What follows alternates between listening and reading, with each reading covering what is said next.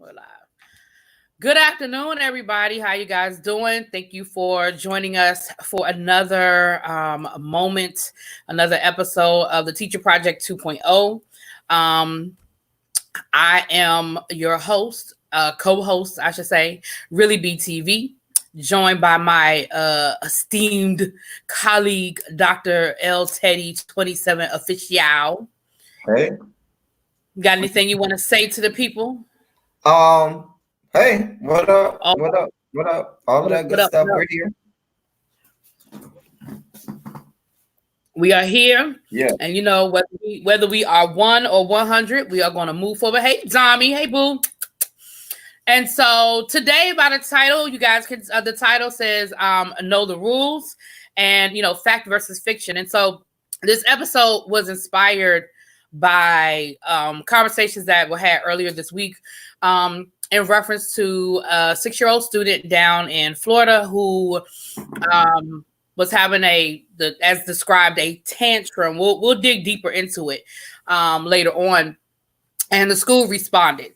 And so that inspired the conversation of, do parents really, and not just parents, people on the outside as well, really understand where we are in this climate today of education and what the school's responsibility is, what the rights are, what our parents' rights. And so we really wanted to dig into those conversations and those ideas. So El Teddy, you want to add your 2 cents to that? I always, you got to start off, as for anybody watching, anybody in the chat and things like that. You have to start off with the premise of the educator or the school's standpoint. You know, when you were young and your parents used to get angry about something you did at school, and they used to say, "Oh, I ain't worried about what little Johnny got going on or little Janet got going on. I only worried about you. I'm only worried about what you doing."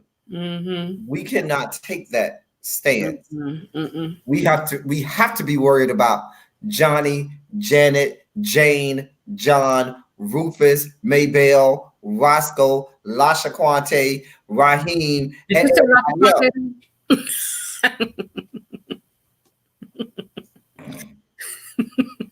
Lasha Quante. I had a Lasha Quante. I believe you to know. There's no doubt in my mind that was not a made up. I was 100% sure that you had a Lasha Quante in your history. Mm-hmm. There was no doubt in my mind. Yeah, but you're absolutely correct. Gone are the days of, and there are other things that are gone as well. When we start getting into, I didn't put this on the thing, I'll tell you, but my brain just went here. When we get into bullying, gone are the days of telling your child, well, you only way to beat a bully is to fight back, and you have to confront the bully. And those days are gone. Because again, the school has to respond accordingly. And if your child is, anyway, it just can't be. You can't give the same advice that your parents gave you. Hey, Des. Hey, Jonathan. How you guys doing? Welcome. Thank you for joining us. And you know what, Des? You deal with special education students, correct? If you're camera ready and you want to join the conversation, let us know. It'd be interesting to have a special education point of view. El Teddy and I have both taught students with special needs, but looking at it from a point of view of writing IEPs and how you deal with students in crisis that have disabilities might be an interesting point of view. But yeah, gone are those days, El Teddy. So we wanted to talk about fact versus fiction. What do you think are some of the most common misconceptions about parents' rights when it comes to a school setting in 2020? What do you think, El Teddy? I think that the parents get disillusioned to think that a school site is the same as any other building in the neighborhood or even any other public building. School sites and the rules and things that govern school sites are remarkably different. And when parents come to the school site thinking that the same rules apply for every single place, then they get very angry when they're met with resistance, and they quickly find out, no, ma'am, no, sir, you can't do that here. Exactly. I know for myself, I think, and this is a conversation that El Teddy and I talked about back during the David Makes Man reviews, when the parent just walked up into the school and El Teddy was like, no, no, ma'am, no, Sam. In my school district, that just doesn't happen. And I was telling him that at my school, it can happen because there are certain protocols that are not consistently in place.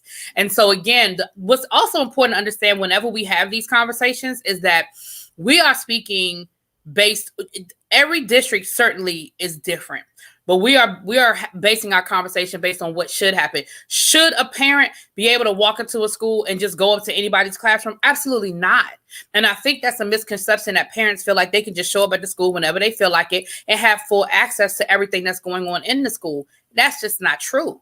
You cannot be disruptive to the school environment, regardless of whether your intentions are pure or not. There should be a protocol. The thing about it is, what parents fail to realize is everybody who is an employee and is around students have been fingerprinted, have had background checks, have been, screened and made sure that there's nothing in their past that will cause hurt, harm, or danger to any student there. There are some parents that walk up in there that may be sex offenders.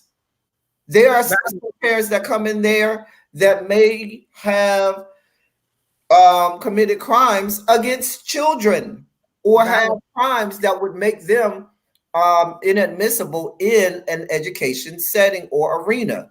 And to have a school be negligent enough to just let that parent nilly-willy roll up in there, how would you feel if you later learned that the parent that came in to sit next to your child, or came in the room to sit with your child, was a sex offender?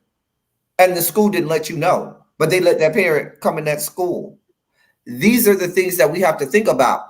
I know, Really B and I, we teach high school. There are instances where a parent will come in a school with the intention of fighting a child.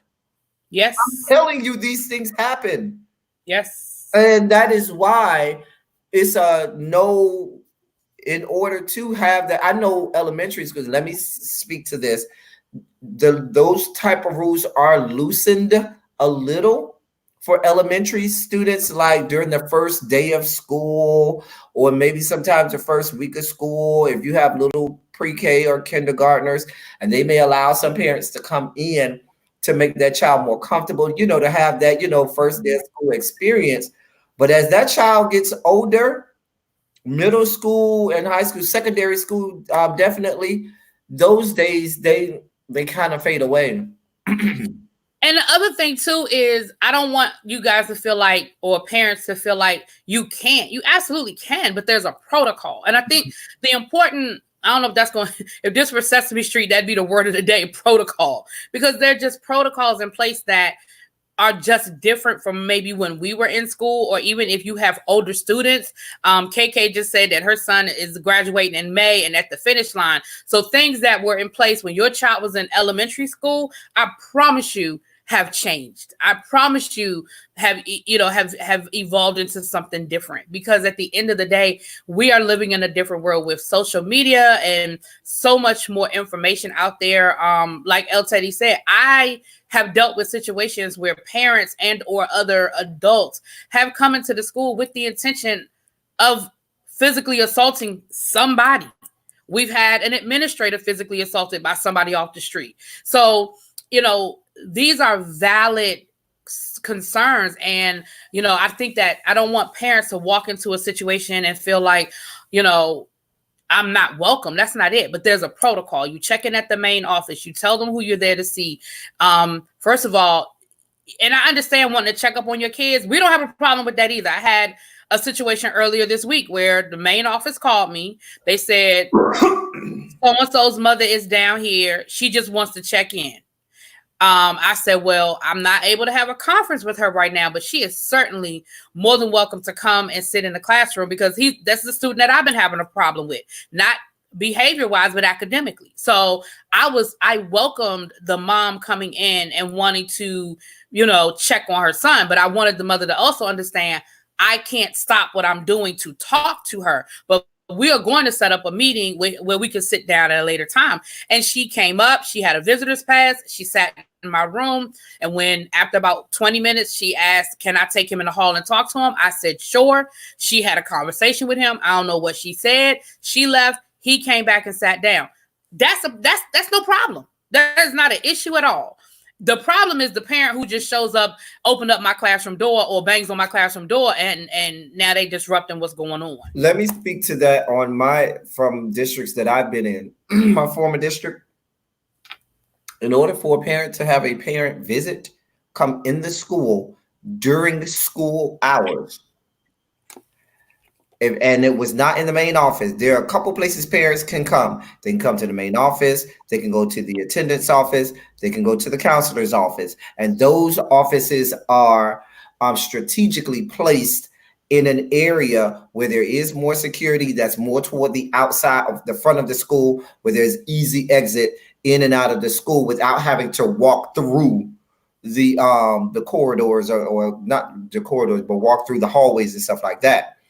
But if a parent said, hey, I want to come and sit in Miss Really B's class, they have to literally go down to the school board, sign documents and paperwork and set up for that. Pay money out of their pocket to get screening. There are different levels of screening. They wouldn't make them go through the same type of screening that a teacher would go through, but there's about 4 different levels of fingerprinting and background checking and screening that they make you do.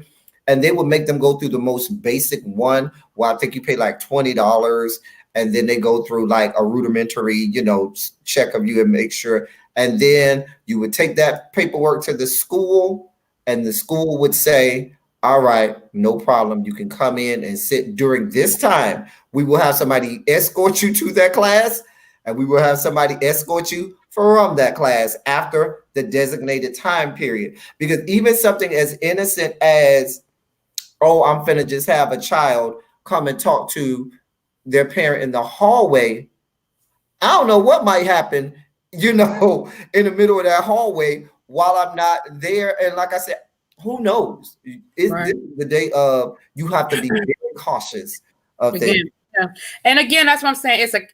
Should there be more security? I agree. At my school, we've already talked about that. So yes, but I'm just saying that's where we are now. Now, Mink, if you guys watch my podcast, my co-host on my podcast, Mink, she's at a school district about 20 minutes down the road from me, and that is the protocol at the school district where she is. That is the protocol. So I believe it's probably going to be the protocol at my school pretty soon, because my school district is literally right next door to her school district. So that's probably going to be the protocol. But right now we're still a little dinosaurish over there. So as far as, so again, the right. So let's talk about immunization when we start talking about rights or fact versus fiction when it comes to immunizations.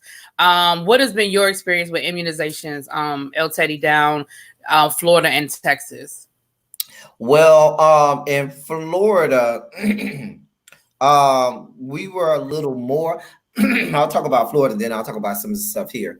In Florida, you have those immunizations that you have to do when they first before they enter the school system. They have another, and then there's another one that happens around 7th grade, where they have to get the updates or the boosters and stuff like that.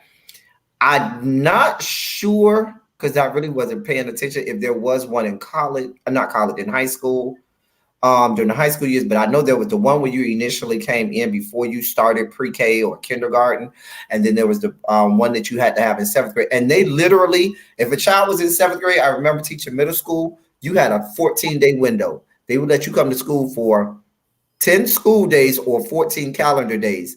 After that, that child went home. Paperwork went to truant office for the district. Paperwork went to DCF, which is Department of Children and Families. People call it CPS in other areas.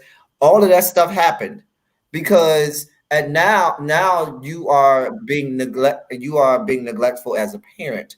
There are a lot of progressive parents who now try to say, "Oh, well, I don't want my child getting shots or getting immunized and things like that." But then again, I hope you are homeschooling your child, and I hope that you have signed the paperwork to prove that you're homeschooling your child, because they're a detriment to me, and not even the other students.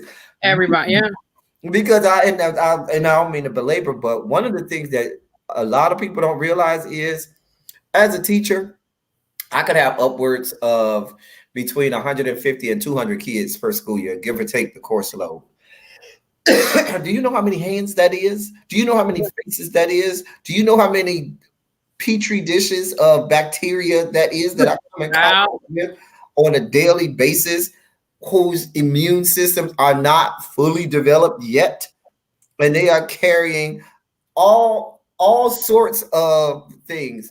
And so I get really irritated when I hear people talk about, "Oh, I don't believe in immunizations," or "I don't want my child immunized," because I start to think as an educator, okay, you are putting me in danger. Yeah, you're putting some of the other students in danger, but that's a safety to life issue for me. Absolutely. And I would speak for myself. I have a friend who, she did not want to immunize for children. She has 4 kids, and her reasons are valid. I mean, for her, when I say valid, I mean valid for her. She had a situation with her first child. She felt like the immunizations caused her child to get sick. He ended up dying. And so for her, that is her mindset, that she had to deal with social services. She has a legitimate for her experience. But on the flip side, so she has made the decision to homeschool her children because she does not want to immunize, her children.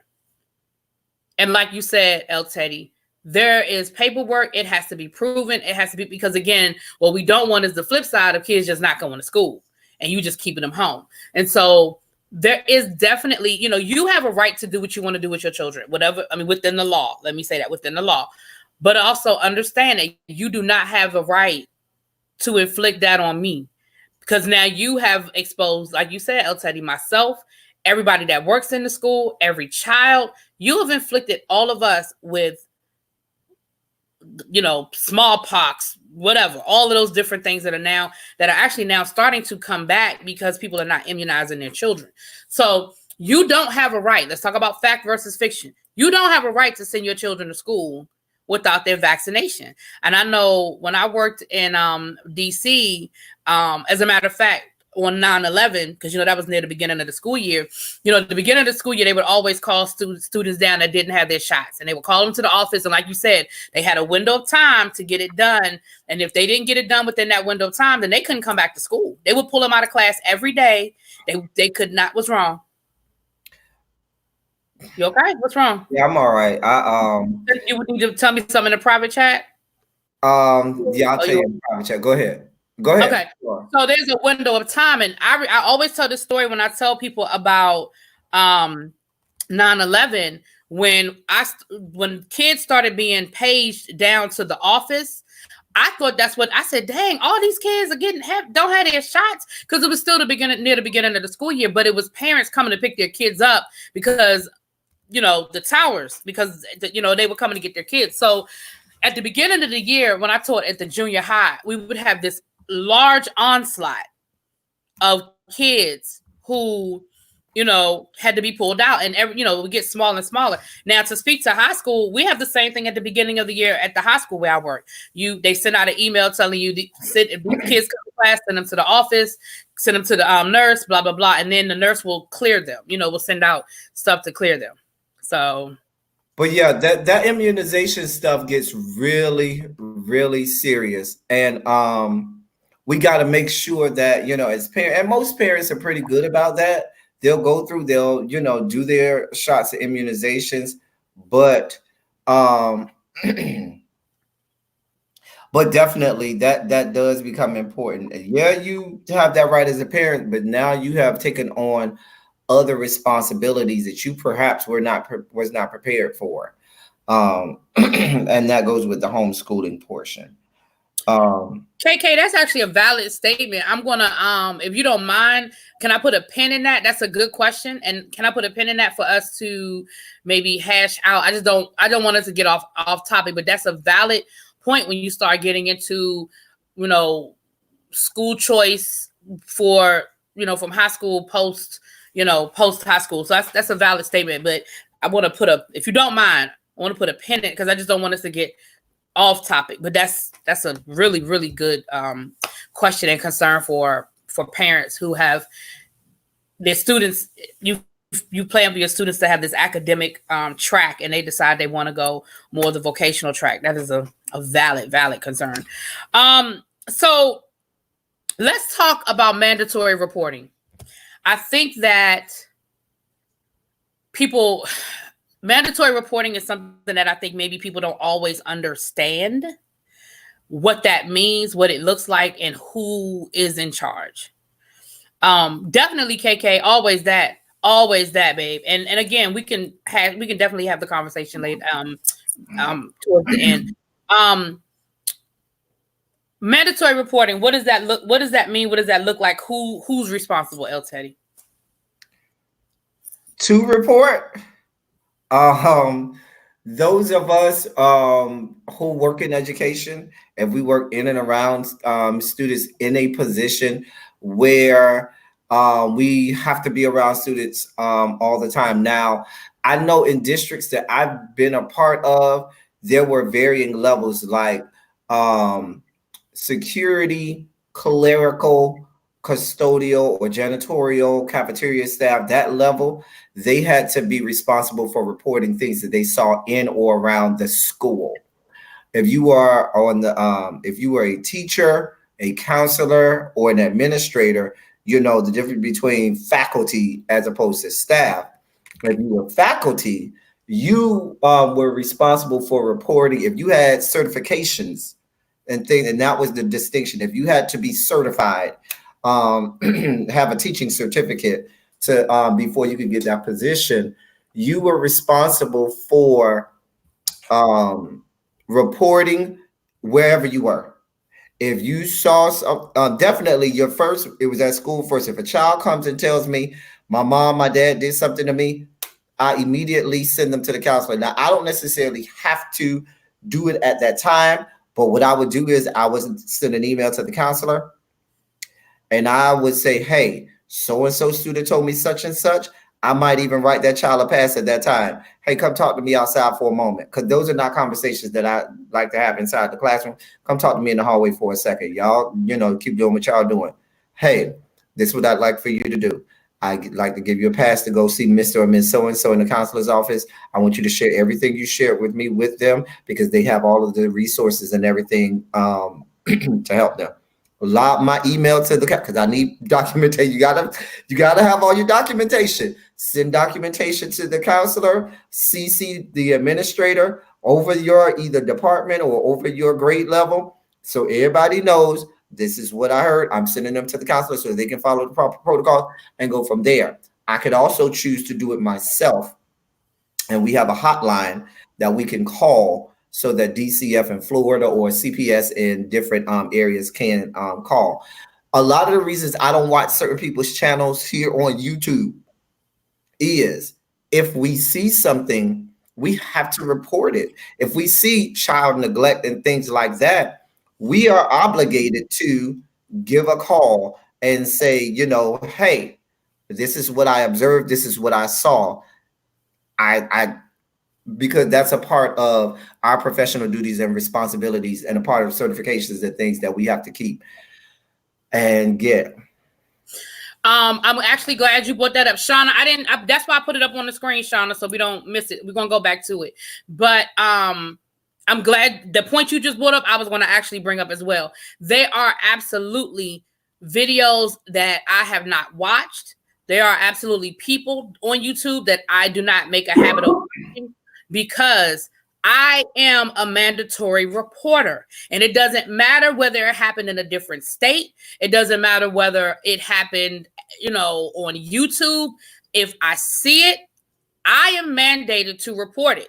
And there have been, well, I'm not going to go down that road, but yes, And it's funny, offline, El Teddy and I have had conversations where I say, did you hear such and such and such and such happened and such and such and such? And he'd be like, I'm not even clicking on that video. I said, me either.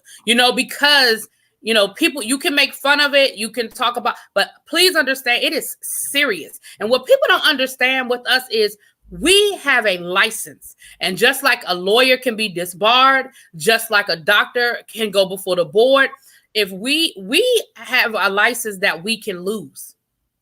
And if, we don't follow certain protocols, that all of that can come into play. So I'm glad you brought that up, El Teddy, because I definitely wanted to bring that up. Shauna, real quick, you asked the question about immunization. Her question to you, El Teddy, was, have you found that what you were saying about immunization with your experience in Florida? They do have to do immunizations, but I noticed that they seem to have more reporting years that they have to do. Like, I think they do it like twice in elementary school, and then again in middle school. Like, I think they do it in, like, of course, when you first come in, but I think there's another one like 4th or 5th grade. Then there's another one in like 7th grade, like normal, and then there's another time high school. Like, I think they do I know they do at least one extra time than what we do in Florida. But I also noticed some of the vaccines and inoculations that they do here seem to be a little older and more archaic than what we do in Florida, but I'm gonna shut up. Yeah. And again, there are, because like I've talked about my school district versus your school district, versus Florida. We definitely, so give me the thumbs up, Des, if you're ready. He's backstage. Okay. So Discovering Des is backstage. He is a special education teacher, and we're actually getting ready to move into a part that I definitely think your input would be appreciated. What I know for myself, I have, and I know El Teddy has as well. We've spoken offline about it. We get some feedback, Des. Do you have us open somewhere else, or are you near your phone? Did it stop now? Yeah. Okay. Whatever. Okay. So I know El Teddy has, because we've talked about it. I have had to call. Oh no, it's back. I don't know. Whatever you picked up, what was that? Your phone you picked up? I can go get my phone. Okay. Yeah, it's gone now. So whatever you did, I don't know. Okay. I don't know. But StreamYard can be a little tricky sometimes. It's not fun. It's not something we want to do, but understand that we have to do it. And the attendance counselor is responsible when we start talking about educational neglect and kids being absent. And I know when I worked in DC, we had we have an attendance counselor now as well, and they would have to send out those court documents, and they would have to actually go to court. So and I know myself, I've had this happen. El Teddy has had this happen. We have actually had our grade books subpoenaed. I've had to testify in court, in reference to a situation. I know El Teddy has as well. Again, everything we do is a legal document. And so, again, that is why protocols are important, because if we don't follow a protocol, I don't know what's going on. Hold on. Yeah, it's something with Des. We'll figure it out. There's a legal protocol that has to be followed, because if we don't follow it, it can come back and bite us in the butt. If we see signs of abuse and we don't report it, and then something comes down the pipe, like El Teddy said, if that kid says, well, I talked to my teacher about da-da-da-da-da, and El Teddy has no paper trail and nothing to say that he responded and he reported it, that's on him. So again, I think a lot of times parents think, I had a situation, and a parent came up to the school. She didn't know who had called, but a phone call was made. She knew it came from the school, and she came up to the school ready to fight somebody because somebody had to call DCFS on abuse.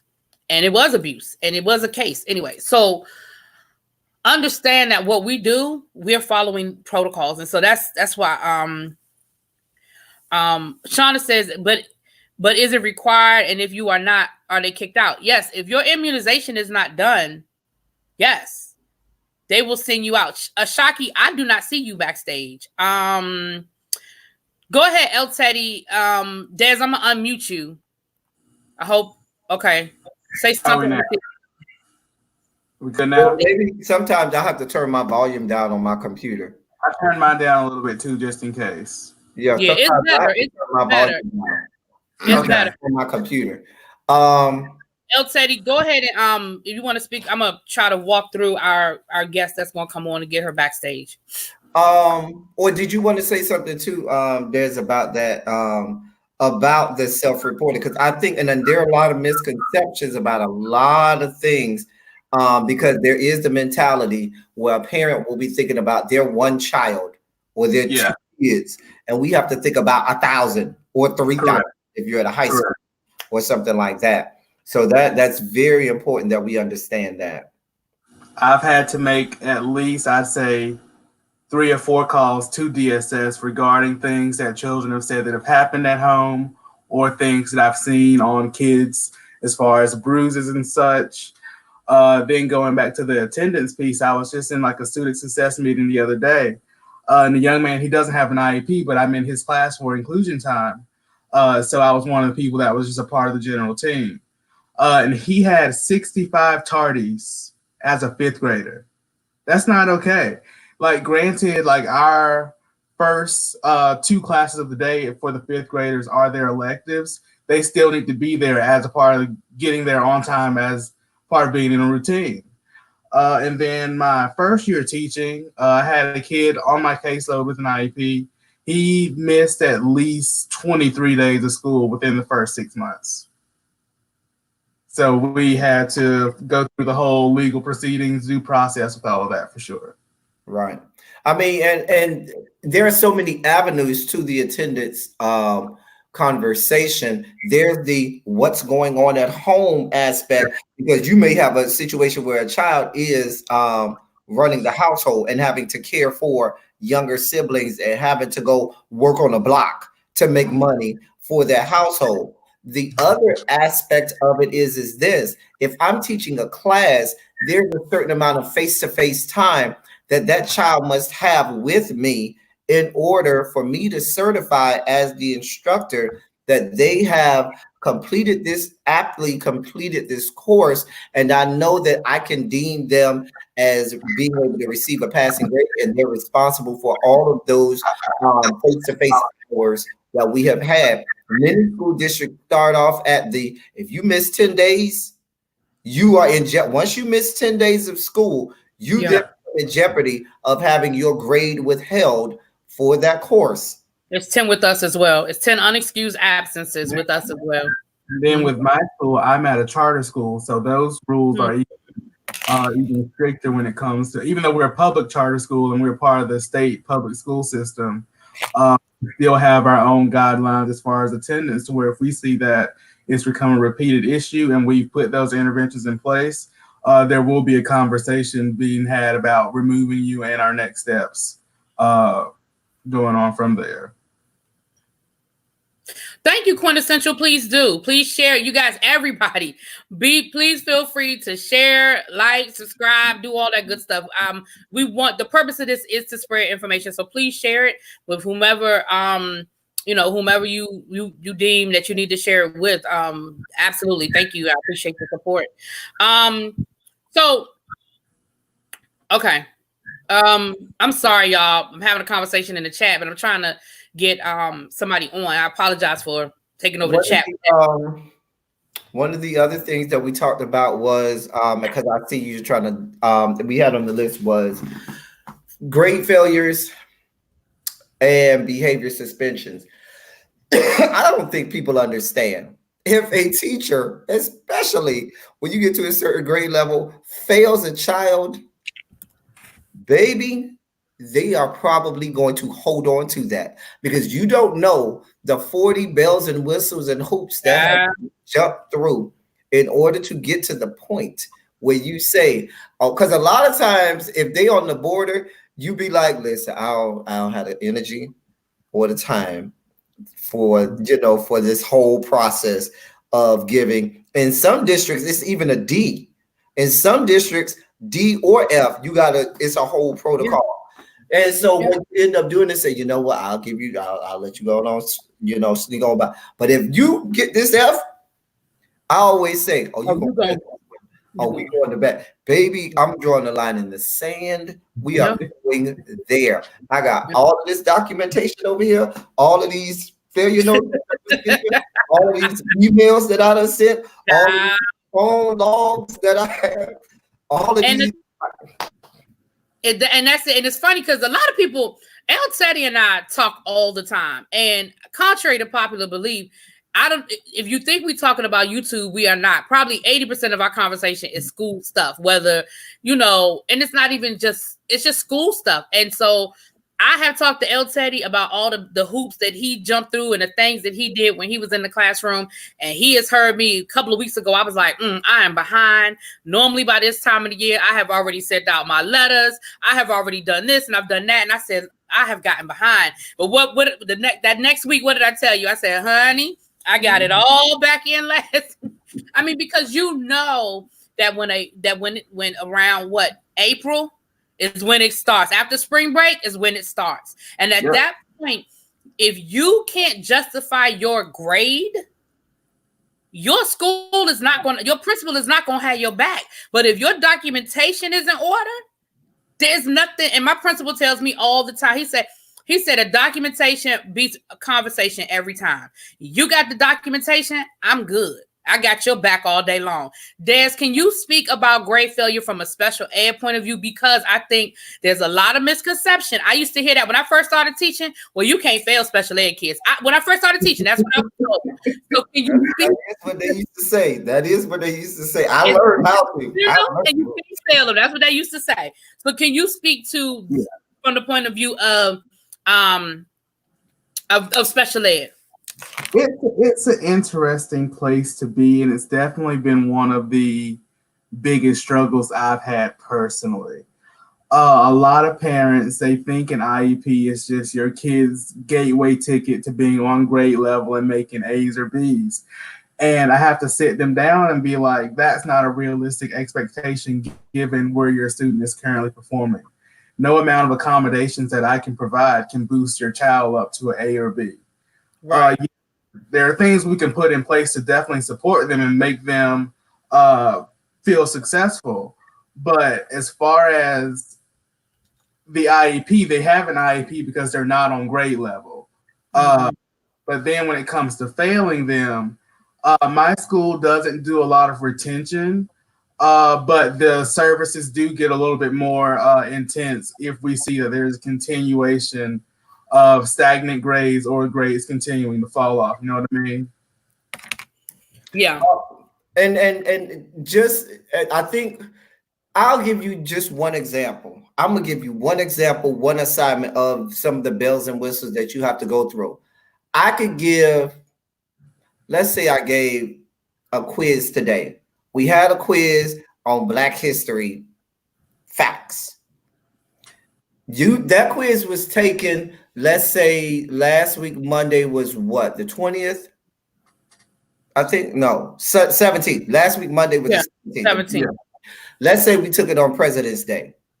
Here's what some districts you have to go through. If I gave it to you on President's Day, I graded it, gave it back to you on the 19th. And you got an F. That student now has 10 days. Let me show you how different it is from when we were in school. They have 10 days at that point to do it over again, to make up the assignment, to try to make a better grade. And I'm not even saying in some districts where they will combine the two grades and use the average. No, I'm saying they have 10 days to retake the assignment, and that new grade will completely replace the old grade. Now, if a student doesn't do that, I then have to have, even when they do it, I have a paperwork. When they miss that first assignment on the 17th, they didn't do the quiz, here's the paperwork. I missed this assignment. On that paperwork, it says, I have until this day to make it up. If you miss the 29th, and I'm just saying the 29th because that's 10 calendar days. Technically, it would be 10 school days, which is now taking you into March. One assignment now. So then now I have to say, okay, I gave you the 10 days. You failed. Now that caused your average to go down. Now I have to send paperwork home. Now I'm sending a failure notice home to let your parents know that you failed, that you are in jeopardy of failing. In addition to that letter that I have to send home, that I have 2 copies of. I have a copy that you signed as a student that I keep. I have a copy that I give you to take home to the parent. And then I have the sign out sheet showing on this day, you sign this out to take home. Absolutely. That same day, I am going to send a lob a call to said parent. Hey, Joe Blow, Mr. and Mrs. So-and-so, your son or daughter is in jeopardy of failing for a ... reason. In addition to that, when I get off the phone, I said, and ma'am, I'll be sending you a follow-up email all about what we spoke of and opportunities where we can try to make improvements to the grade. All of that. This one assignment. This not, the full gamut. Now, my point that I'm making is this. At that point, I can let the F sit there and know, because I have all my documentation. That's not even special ed. Because if it's special ed, you need additional documentation showing and verifying with the student that every single accommodation that they are supposed to have is documented, is accounted for, and all of that stuff. I have a whole binder just for testing accommodations. After testing, they have to sign in, sign out, and it's on them. Again, I let them know that if you need something that is not immediately in front of you, that are part of your accommodations, let me know. That is a big part of being growing up as a kid with IEP, is being a self-advocate. And that's something that I push really, really hard for with my kids, to let people know when you need something and for that. Another thing with the retesting, at my school, with general with IEPs, you have the accommodation with small group testing. So then I have to make time in my classroom to pull you, take the test. I'm missing service minutes for other kids, so I got to find time to fill that in. Right. And that kid may be a lot of that might be going on while they're going to do that alternate assessment that they need to now make up. That's what I was trying to make was, if a teacher goes through all of those protocols, has done all of their documentation, and you as parent come in behind the scenes and says, oh, well, I want to contest this. Let me help you understand something. Most times they will come to that office and say, okay, let's do this. I'm here for it. And they go out, let's go through all of the documentation. Let's do all of this, because I done went through all of the bells, whistles, jumped through every hoop, and they're going to wear this one today. They're going to wear it today. And so those are some of the misconceptions. And like I said, I just gave you an example of one assignment. I have some marking periods where I may have excess of 50 assignments. Yeah. And you're talking about, add that to 180 students sometimes. So you're talking about exponentially a mountain of paperwork that you keep on every single student, every single assignment. So that's why a lot of times when you as a parent may come in and sit at that parent conference, guns a blazing, ready to say, oh no, my child ain't gonna fail. Oh no, da da da da da. And then that teacher says, well, ma'am, do you see right here where your child signed that they voluntarily said they didn't want to do the assignment? Ma'am, do you see this email that I sent you? Ma'am, do you see where I called and left a message on your voicemail at this time? I documented it on my call log. Ma'am, do you see where I gave your son or daughter a second time to do the assignment on said date, and I made them sign that they did not take that or take advantage of that opportunity? All kinds of stuff that we have in place. Even with the special ed, ma'am, we have a log for every time we provided the accommodation for this child. The child signs for it, and I sign for it on that date, showing that they did receive this accommodation. Different things that we do. Yeah.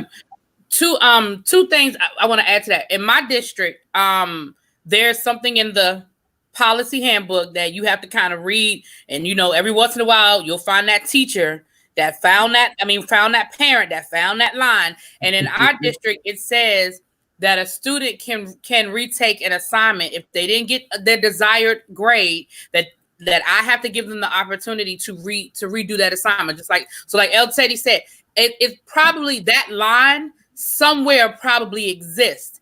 And again, you know, as a teacher, it is what it is. If it's in the district policy, it's in the district policy. However, most students, it's the parents more so than the students. And like El Teddy said, you know, you have your protocols, your classroom protocols in place so that you know you've done that. I know for myself in my school district, there we have the special education, we have stickers that for accommodations that we have to put on the back of our lesson plans, like, or somewhere on our lesson plan. And that sticker for every student that if you have a classroom that has 5 students that have IEPs, you have 5 stickers to put on the back of your lesson plan. And on that sticker, it shows accommodation. So what in this lesson plan address that student's IEP?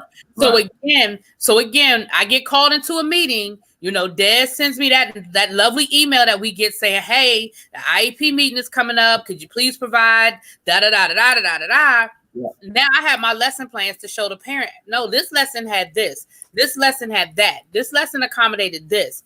And again, the IEP is not just for state assessments. It is for that day-to-day lesson planning. And Belize, I put your comment up here because I didn't want to forget it. You asked, have any of us worked at welcoming academies? And that's for foreign students coming into the U.S. Policy seems to be different. I have never worked at a welcoming academy, and I'm not familiar with the protocols, but I'm thinking it might fall under that umbrella of like what a charter school, they sort of have leeway outside of what the district policies are, because you're dealing with ELL students, because you're dealing with culture issues that you have to address. So I'm certain that the policies probably are not 100% in line with what the public school policies are. However, I'm sure that there's an office within the district education office that oversees those schools, and you could probably go there and get those policies or what have you. But I know that, Belize, I know you on the college level. If it is on the college level, I worked in the admissions office at the university as my work study job. And so I worked a lot of times, I worked graduate studies. And so I dealt with a lot of the foreign students that were coming in, and that process of, you know, transcripts and so forth and so, and their process, I know in terms of immunizations, was similar to anybody that was getting a visa, because they would have a visa that they would get for school. And whatever immigration and naturalization, that whatever the INS said, they had to go through that process prior to them, excuse me, coming into the university. And they had to have all of their documentation saying that they had been screened. Now, I know INS and so forth, they do require some types. I'm not sure. Don't quote me on what all they require, but I do know that they do require certain inoculations and certain immunizations that in order before you come into that school, be it definitely for public school. And I can speak a little bit to public schools, but I know on the university level, that was the protocol. Now, having worked with the ESL and students that come in from other countries, being from Miami, where we have a huge ESL population from South America, from the Caribbean, they are subject to all of the same immunizations that any public school student is subject to. So before they came, they had to go to the doctor, and sometimes they would come to try to sign up, and we would give them paperwork of clinics that offered free services and clinics where they could go and get all of the immunizations that may not have been available to them in their countries. But they could not enter the school system without having the same, and that's for the public school thing. And so, like I said, because a lot of times they did not come with money and things like that, we would give them paperwork for how to get those shots and inoculations for free, and immunizations for free. Right. And the same thing when I was doing study abroad, also having to get certain shots that I wouldn't usually have to have over, but I had to have going to a different country. Yeah, no, that's great. I'm sorry, Des. I was reading a question in the chat. This is an interesting question, you guys. It's a little kind of in line with what we were just saying. The question is about ESL, English as a Second Language. Do you think the program has been lost in translation? I see you, Shockey. I see you. I think that it definitely depends on where you stay. Living in my first district, which was Miami-Dade County, everything, you have more people not from the United States in most cases than you do that may be from the United States. So we were really good and really in tune with the ESL program. For example, one of the reasons that I taught many of the ESL classes, meaning I taught the English class for speakers of other languages, is they don't allow people who are not native English speakers to teach the class because they tell you, we don't want you to speak their language. There's a special program for when they do get to be spoken to and taught in their language, but that's they have to get cleared to get that program. But most students are all in line with that. Most students have to go to the regular ESL program, and they will have a teacher like me, and I'm not even allowed to speak their language with. I can only speak English with them. There's complete saturation now. There is a whole protocol. There's our word again, but there's a program in place where it is step by step to help them, learn the language, and all of those things. But and there's a whole different separate set of courses and classes and training and certifications that you have to get just to be able to teach those courses. Same way there is for special ed, the same way there is for gifted. Yeah, so, the practice and everything. Yeah. I only got a couple more minutes. I got to get off in a few more minutes. I just wanted to. Thanks for saying, because I actually was going to transition. So I'm a address that from my experience as far as ELL. I know El Teddy has an appointment, and so he's going to have to transition off. So El Teddy, whenever you have to leave, that's fine. We go ahead and click off. Des, if you can hang in for a few more minutes, because I have a guest coming on who she's a parent. We've been okay, she's gone now. I don't know what you did, Shockey, but you're gone now. Anyway, we're gonna get her on here. We're gonna get it together. But and we're gonna try sort of transition into dealing with students in crisis again. What is the protocol? What is it that you're back? What is the protocol and that kind of thing? Now, as far as ELL and in my experience, when I worked in DC, my school was a couple of blocks from Chinatown. When it was still a Chinatown, there really isn't, thank you, gentrification, there really is no Chinatown. But back then there was. And so we had a large Asian population, and they had a whole separate, sort of like their own little world. However, again, they had protocols that students could only be in that classroom where, like El Teddy said, where they were speaking their native language for a certain amount of time. They had to be transitioned. There was a test they had to take. Once they passed that test, they were fully immersed. And so I know for myself, I saw you said about second and third generations, but again, I know for my school district, that would not qualify them to be in the ELL program if they're second or third generation and that they are just choosing to speak their native language in the home. That wouldn't qualify them. These are students who have only been in the country. Like there was a whole protocol And again, I can't speak for every school district and how it's being addressed, but I can speak for. But I mean, to speak to her point, I have seen it mismanaged even in my old district sometimes, because when you sign a child up in school, one of the questions that is asked when they're signing up for kindergarten is another language spoken in the home. And once they check yes, they are immediately placed into that ELL program. And now they have to go through that. And that child may speak perfect English, but because that parent, when they brought their child in, checked the box that said that another language outside of English is spoken inside of the home, when they go now, they may exit the ELL program, and they may exit it pretty quickly. But generally, there is some mismanagement of that sometimes. And it just really depends on the districts and how they choose to focus on that. Yeah, thank you. You said thank you for answering my question. So I'm glad we were able to address it. Again, I put the email up. It is scrolling at the bottom of the screen. Please, you guys, feel free to email us with questions. We will address them to the best of our ability. If we have to do more research, emailing us will give us time to sort of do more research. But we can give you experience from our point of view and what we've done. So I want to thank you guys. Don't forget my earlier question. KK, wait a minute. Let me go back to your earlier question, KK, because El Teddy is getting ready to go. So you said you wanted El Teddy's point of view. So hold on. If you don't mind typing it in the chat again, I'm going to scroll up and see if I can find it. But can you type it again? Because I don't want to, I want El Teddy to be able to address it. And then, you were talking about your son.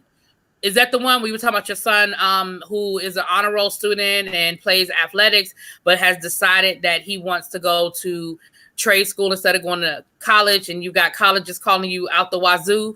Is that the question? Because if that's the question, I'm gonna go let El Teddy speak on it first, and then if he has to click off, he has to click off. So go ahead, El Teddy. I think you can take it in two ways. If your son genuinely says, Mom, this is what I want to do, I prefer to go down that line, then I think you give him that opportunity to do that, understanding that if he chooses, later on in life to go to college and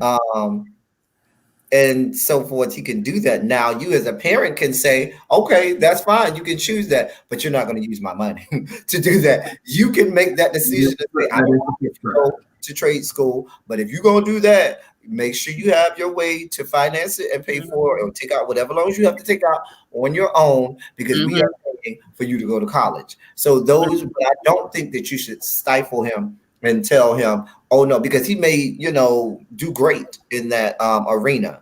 And I do think that it is his life to live. He just needs to understand that there may be repercussions or consequences to some of the decisions that he makes. And my 2 cents on it is going to be this. I would ask the question to you for your son.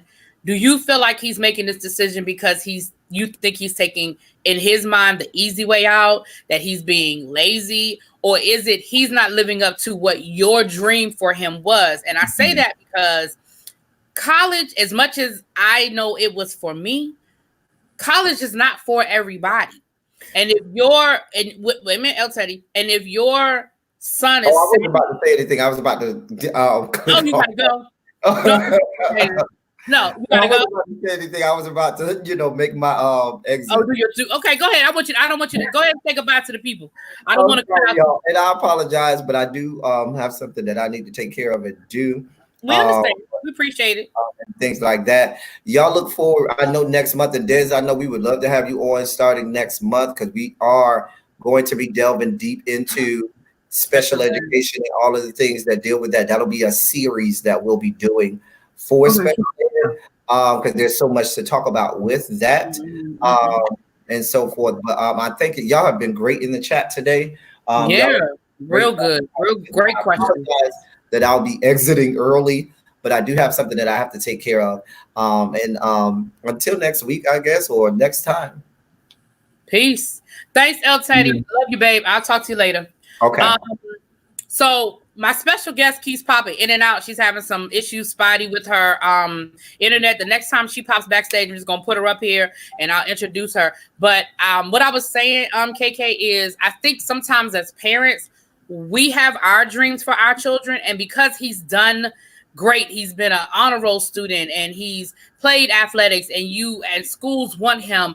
I get it, and I 100% understand from a parent point of view. But from the flip side, if he is honestly saying, hey, I want to be a mechanic, I love fixing cars, that is my passion, I know it, I've understood it, and that is what I want to do with my life, and he's telling you, and it sounds like he has a plan, because he's saying, I'm going to go to trade school, I'm going to get this, then I'm going to go back to college and get my business degree. So it sounds like he wants to open up a business. It doesn't sound like, from what you're saying, it doesn't sound like he doesn't have a plan. It sounds like he doesn't have your plan.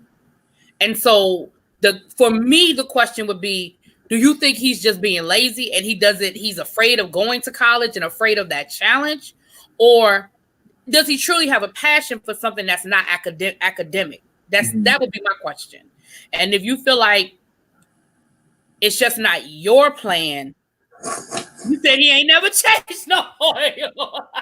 I was just using that as an example, KK.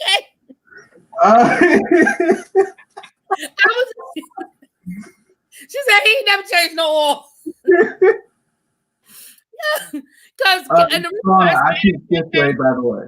Is that happened? I'm gonna say this and then I'm gonna be done. That happened to my sister. My sister had always had a passion for cooking, always loved to cook, but we came from a household of you're going to college. It wasn't a question. You're going to college. And so my sister graduated from high school. She went to college. She majored in accounting. You know, she followed what she was told. She went to school for 2 years. Her second semester of her sophomore year, she called my mom and was like, this isn't for me. But she had a plan. She said, I want to go to culinary art school. I want to become a chef.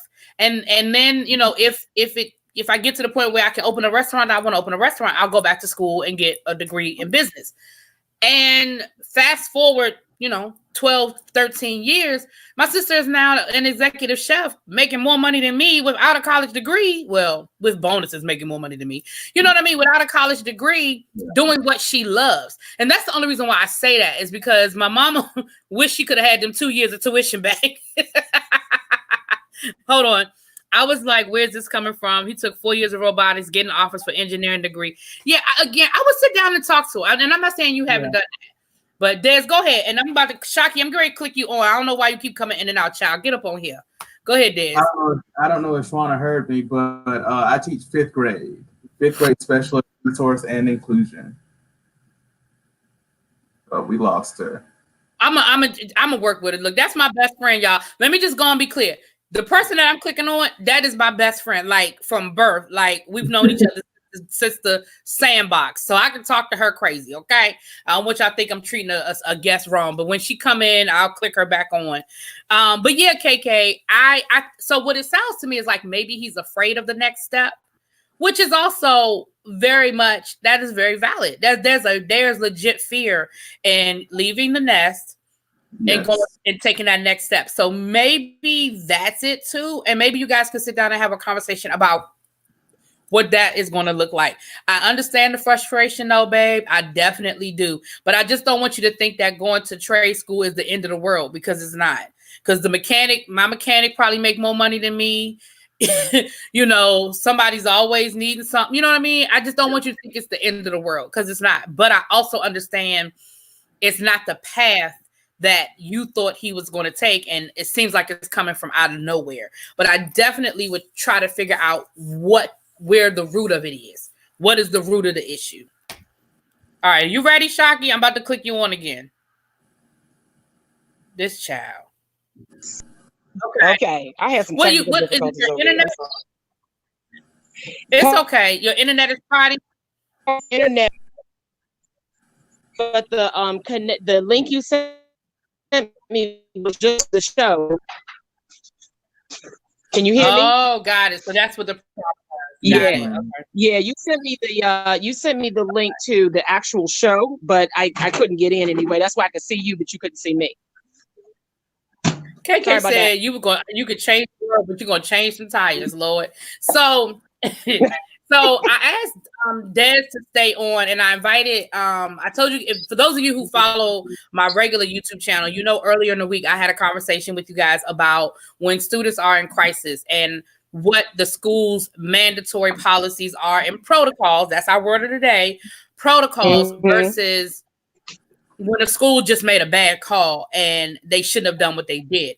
And again, I used the example of my goddaughter. I told you guys about my best friend. I didn't give too many details, but I gave you, just to give you a general idea of what happens when a child is in crisis and what the policy and procedures are. But the difference of when a parent is being sort of proactive versus it's coming out of nowhere. And there's, again, because you deal with special education population, I know you deal with students that have all sorts of disabilities from, from ADHD on down to maybe some mental health issues. So that's why I asked if you could stay for a few more minutes. We're not going to stay too much longer, and I appreciate everybody who's here, but I want to just sort of touch on, we had the case in Florida where the 6-year-old girl was having a crisis. She was in crisis. They identified her as ADHD, but what I think a lot of people didn't hear was they also said that she is identified as having a personality disorder? Is that the right? I'm not sure. I think it was a person. I think it was. I'm gonna drop the link to the article in the description box so you guys can look at the video and the article for yourself. But I want to say they didn't just say she was ADHD. They also identified her as having a personality disorder. I think I don't want to misspeak, but it wasn't just ADHD. And I think people heard ADHD and stopped and was like, "Well, all she was ADHD." That's just right. But when you start getting into when they say personality disorders at 6 years old, that's a little bit more serious. And if the school had that information, that might be why the school responded the way they responded, with the level of concern that they responded, because I don't think y'all necessarily understand the scope of a personality disorder. And so she was they said that she was throwing things at staff. She was out of control, that they could not. So again, they called the crisis team, and from the article, the schools, the district said the school didn't do anything wrong. They followed the proper procedure. And when they called the crisis team, outside mental health specialist said this child needs to be evaluated. She is having a mental break. Just because when you saw her in that video, she was calm and having a cool conversation with the cops in that moment, that does not mean that there wasn't concern and that she didn't need to be evaluated. Again, Shockey, not to speak too much about our family business, but we have dealt with mental health, and we have seen how somebody can be calm and cool and collected. That does not mean that they're not still in crisis. That does not mean that they are with us. You know what I'm saying? So, Shockey, as much as you're comfortable sharing, do you mind sharing your experience with having a child in crisis at a school and what happened with her? As much as you're comfortable sharing. Oh, not at all. I mean, one thing you touched on just now, which kind of resonated, was we do get very private and secretive. We don't want people to know our business. I get that. But people who are dealing with your children need to know, because that's how the miscommunication, that's how things are. In a situation, they don't have the information to address the situation for real. They're looking at a snapshot in time, and they're not addressing what's actually happening. And very early on, my child experienced, somewhere around 5 or 6 years old, she told me that she heard voices in her head, and I listened. I not only listened, I went to the doctor, I talked to teachers. I said, this is what's happening with my child. So when she did have an issue, they knew. There was no secret hush hush. Where is this coming from? She's now 12. And we have worked as a community, as a team, to try to help her get the services that she needs. There was no secretive, no, not in my household. You have my child most of the day. You need to know what you're dealing with. And at any point, you need to contact me. I will walk you through it. My ego is about that big. I mean, it's a really small ego. Whatever you need to label my child, whatever you need to do in your paperwork to get my child services, then that's what you need to do. I need to put my ego aside and have that done. So when she did melt down, Crystal, what was it? 2 years ago, I think it was. We're looking at 2 years ago now. It was actually, you know what? It was last year, because it was her sixth grade year. It was last year. It was actually around last year. I'm trying to put some distance in between. It was last year because it was her sixth grade year. It was last year. Yeah, and it was an everyday thing. It didn't just happen one time. This is an ongoing thing. Yeah. But the communication is key. Yes. We have an excellent staff of teachers. Teachers were on it, but I have to do my part. I can't say, oh, I'm too busy, I got to do something else. I have to do my part, and I have to be honest. I have to be in a position to say, my child's not perfect, neither am I. This is what's going on. This, the brain is a complex thing. So you got people who are thinking different things. Yeah. And this is what I tell my kids: when you meet somebody, you're not meeting that person. You're meeting the sum of their experiences. That's what you're meeting. And you don't know what those are. You don't know where they came from. You don't know how they interpreted it, but that's what you're meeting. So to make an assumption in a second We can be wrong most of the time. We can be. I do it all the time. I'm wrong. But having the information, having the basis is what helped my child get through. And yes, she ended up in the pediatric psych ward at Howard County, where she got some additional services. I also have, as Crystal said, she alluded to, and I'm not ashamed of it, we have a family history of bipolar disorder. So when she's making statements and I'm seeing her like this, we have a family history of it. I'm not going to put my head in the sand and go, oh, no, not my child. No, it could be my child. And it probably is my child. And in order for me to get help, I have to admit that. I have to absorb it, process it, and use what I can to help her out. And she's doing well, but it's not out of the woods. It's not you rest on your laurels and things are good. No, it's an everyday thing. Like Crystal said, it's an everyday thing, assessing, helping her. We drive to Frederick. We're about 20 minutes from Frederick County, Maryland. And we drive to Frederick for her therapy and her counseling. We talk a lot. My house is a mess, which is why I'm outside, because I'm going to talk to my child before I wash the dishes. That's basically what's going to happen. I put my kids first. So all of the things that we think are cute, nice cars, nice clothes, those have to go to the side. If you're in it for your child, you have to make some sacrifices. And it's a reality. That really is really true. Exactly. And I'm going to say this, and then Des, I'm going to let you speak on your experience. Somebody, Shauna D, you said in the chat that that's early to diagnose. And I agree with you because Ashaki can attest to when she was calling me and she was telling me, hey, baby girl said ...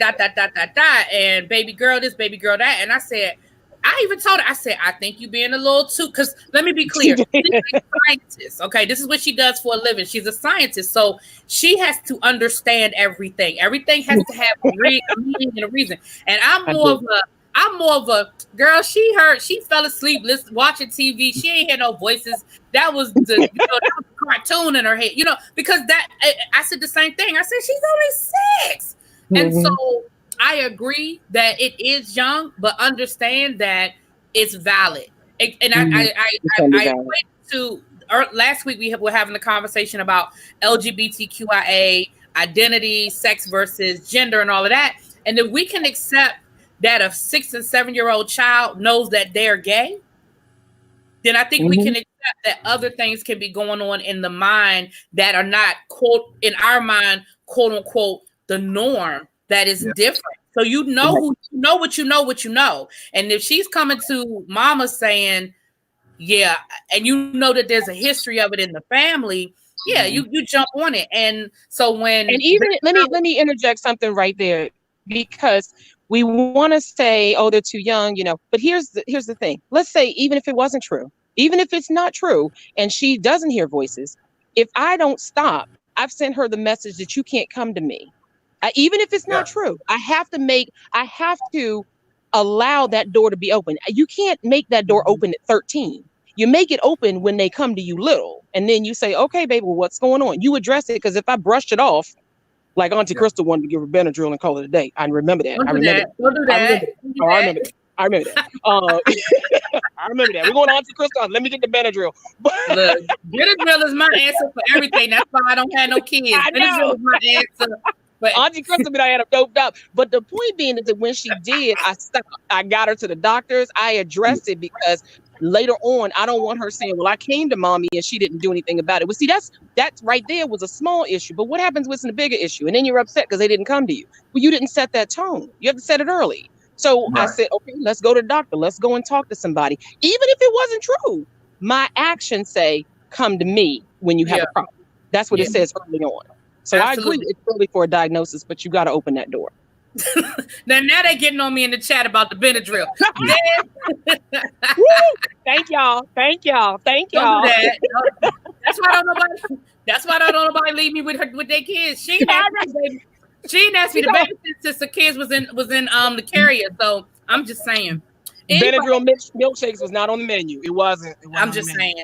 So Des, as a special ed teacher who has probably had to make these phone calls, what goes into the decision making to say I don't know what it's called in your county, but what goes into your decision process to say we need to call outside help? We need the crisis team. We need, what is the protocol that you guys follow as on your end?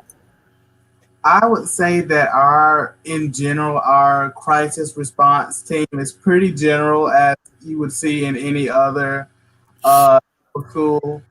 There's a set a set of teachers who are assigned certain duties, and if a particular situation escalates to a certain point, they each have their individual duties that are assigned to them.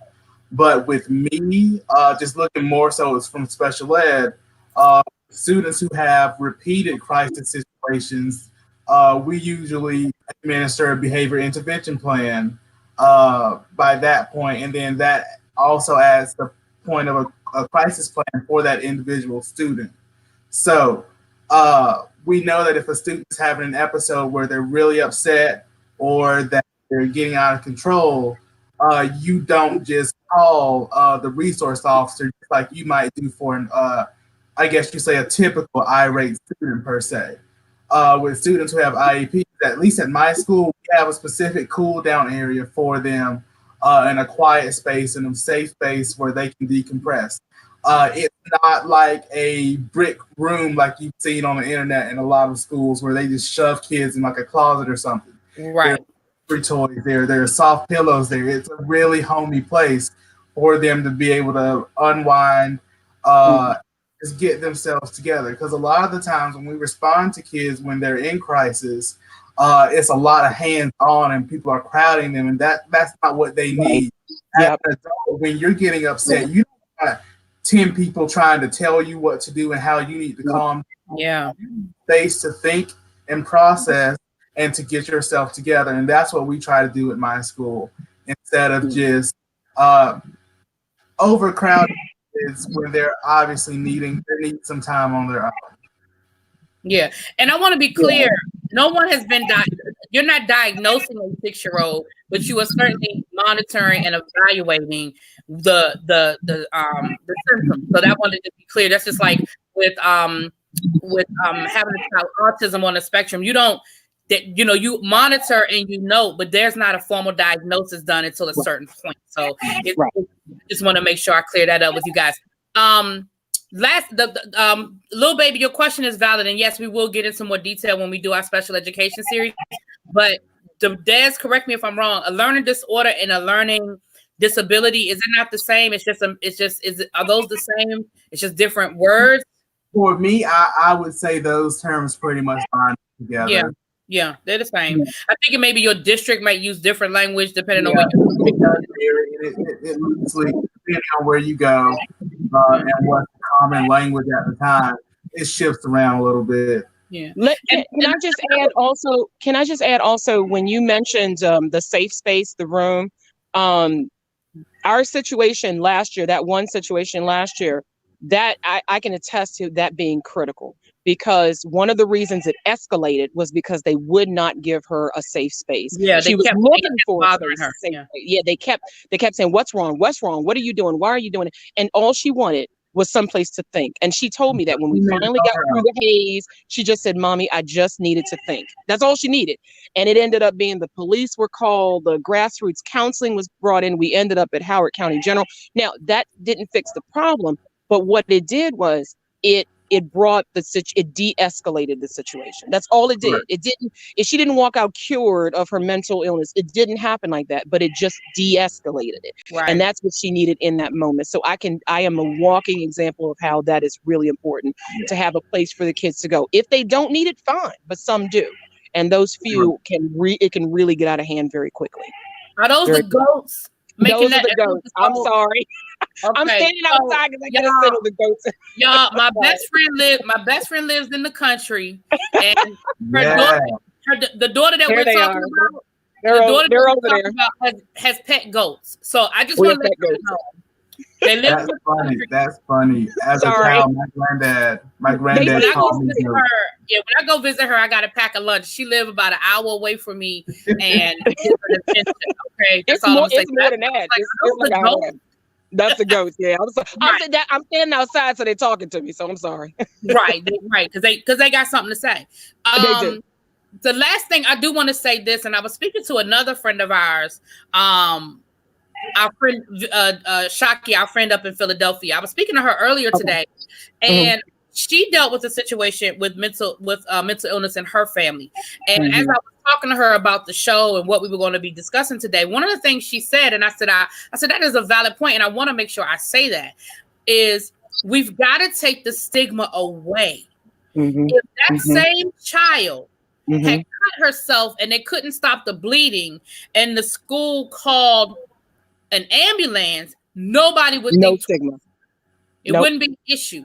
But if the child is in crisis, now everybody's in an outrage. But why they send her to a mental hospital? Why they send her to? Because the stigma is still there. It is about getting help. It's nothing wrong. That is what she needed in that moment to get help. She wasn't committed. Right. Nobody has her doped up, but Right. she was evaluated. And again, when you see somebody who's been in crisis, I want us to also understand that in that moment you saw her calm. That does not mean she was out of crisis. It was right, exactly. It's really like a light switch. It's really like a light switch with some kids. Yeah. It doesn't mean that and that anything could just bring them out of it, just like that. And vice versa. You can have triggers. They can be calm for most of the time, and then there's a trigger. And so now we are up, the trigger is gone, and now we're back down. And that does happen too. I mean, and the other thing is being in science, I think of it differently. The brain is no different from the kneecap in my head. It's just not. It's an organ just like anything else. You have a heart, you got lungs, you got a brain. It's more complex. But what's wrong if somebody comes in and says they have lung cancer, we get, oh, that's too bad. Oh, that's awful. Somebody comes in and says they have mental illness. It's all of a sudden, oh my God, I can't be around. It's just another organ and it's failing and something is wrong and we need to address it. Why do we look at that differently? It's not. It's in the same body. There's nothing different about it. But you're right, Crystal, in that the stigma is there, which is why I marched up into that school and said, my kid has a mental problem. And tell me what I need to do to help you help her. Because that's it. There's the stigma is going to be there. You're going to have some people who look down on it, but we have to step out of that shell. We have to. We're on a collision course with destruction if we don't. Yeah, little baby, that's what we're talking about. We spoke on that case with the little girl in Florida who was 6 years old. Yeah, we were speaking on that.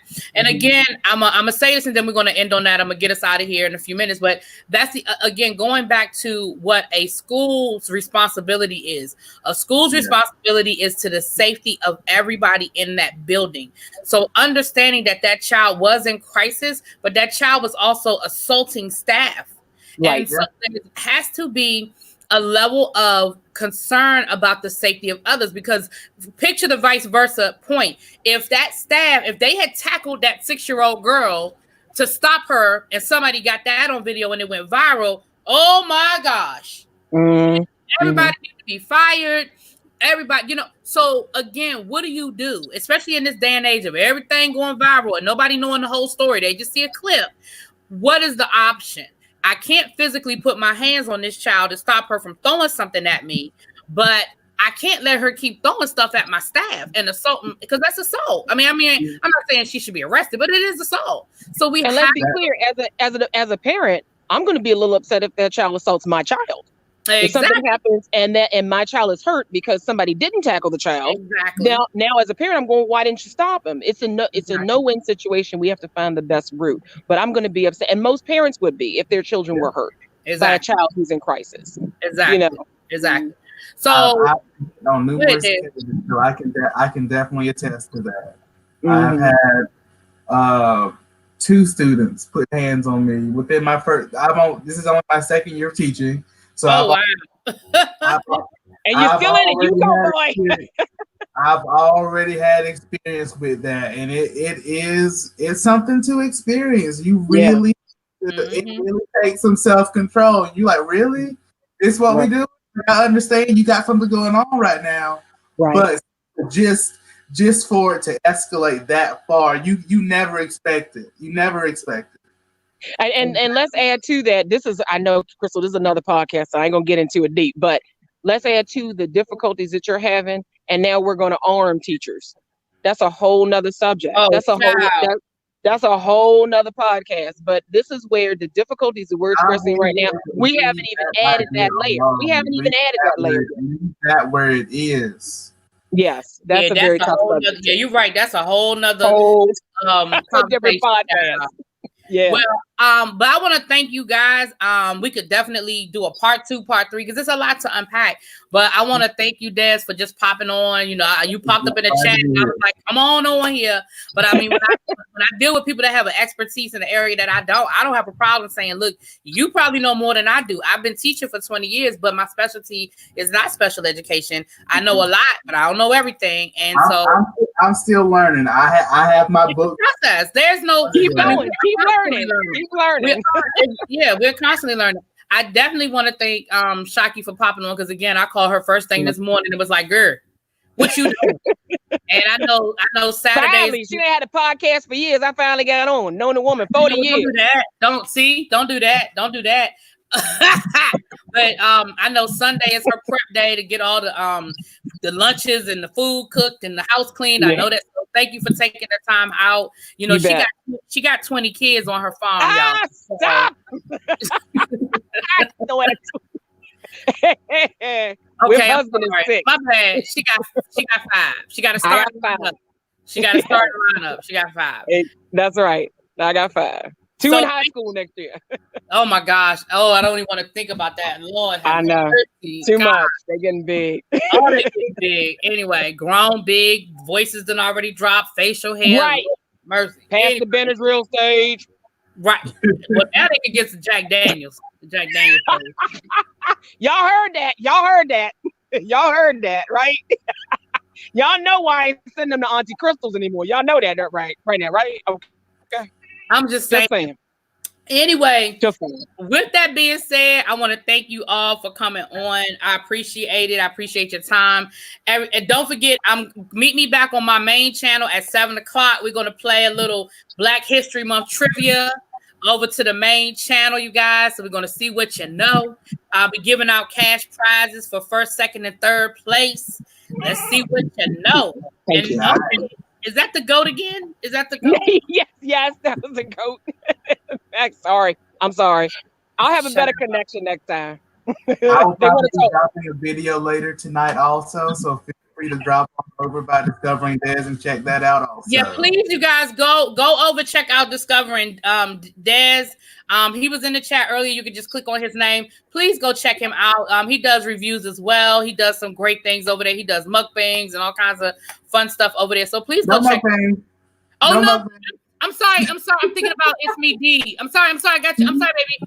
But he does great. I'm sorry. I'm so sorry. But he does great. You can check him out. What's the video you're dropping tonight?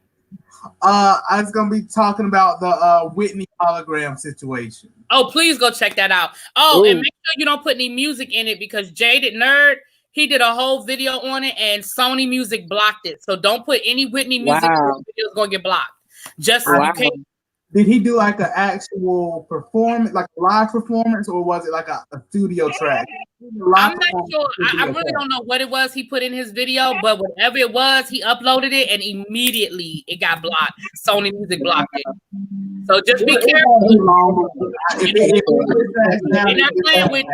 not playing with Whitney, honey. Be careful. All right, Shock, tell everybody I said hello. Tell all the kids. I will. They heard your voice and wanted to say hi to Auntie Crystal. Well, that's if they heard your voice and wanted to say hi, but I told them no. Yeah, don't put them on camera. Tell them I said hello. All right, I will. Thank you guys for having me. Appreciate it. Who is it? Which one is it? Is it Renee? Well, all of them. Katie and Sasha were in the kitchen when I called you and finally got there. Okay. Yeah, they wanted to say it. They were behind the phone trying to say hi. Okay.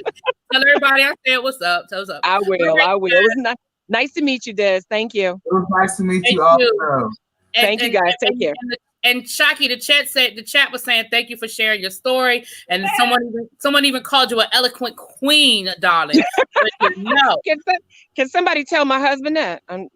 Somebody text him, send him a message or something. Tell him that. You know what? I'm not doing this. Goodbye, everybody. I'm about to hit the button. Thank you. Bye.